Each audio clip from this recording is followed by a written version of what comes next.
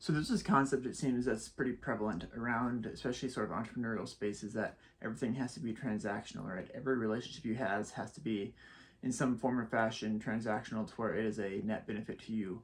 And I think this really comes from a sort of headspace where everything has to be quantifiable, right? You don't want things that are outside of your control, and being able to gauge and assess the sort of return they have, at least especially whenever it comes to spending energy with other people and relationships. But there's this very important piece that's kind of missed whenever everything becomes very sort of input A, get B, and sort of this constant expectation of always having some sort of reciprocity coming your way in a very tangible or sort of quantifiable sense. And I think this really misses a big portion of kind of the purpose of relationships at large. It's more of a, I give you this, you give me that, and there has to be some sort of realized benefit.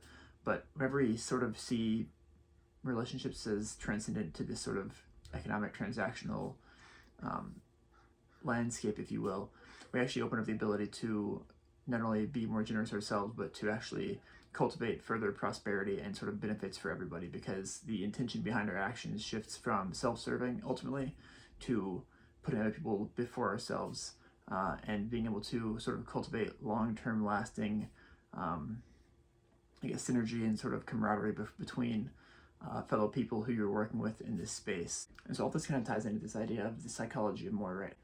How you can use things that maybe seem counterintuitive, contrary to the popular public opinion of how things should work, to actually cultivate and nurture better relationships, better outcomes, and sort of lifting more people up, right? Because it's this idea where everything has to come sort of at the expense of another person, right? Any input you have that lifts one person up comes at the expense of another person, whether it's sort of seen and realized personally or not.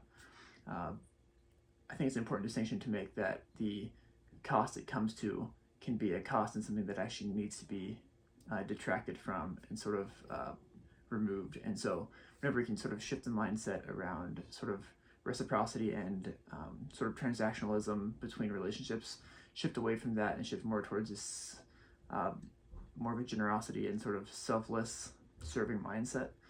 Of course, we still need to watch out for being taken advantage of, but instead of seeing everything as this very regimented and selfish, self-serving mentality, we can shift to seeing it as less of a selfish and more of a selfless sort of framework, and build long-term reciprocity, long-term relationships that actually foster more and better outcomes and opportunities for everybody, right? People know exactly what's happening, at least anybody who's self-aware and paying conscious attention, they know exactly what's happening whenever they're being used as a tool, right? Used as a pawn. And even if they do not initially, in time, you using them as a transactional chess piece, basically, that will show through, and the fruit that's born from that is short-term relationships and a lack of trust and sort of reputation at large in the space. And so, just an interesting thought that's kind of been came to my mind today. I thought I'd share it with you. Hopefully, it will give you something to think about today. And hope you have a great day.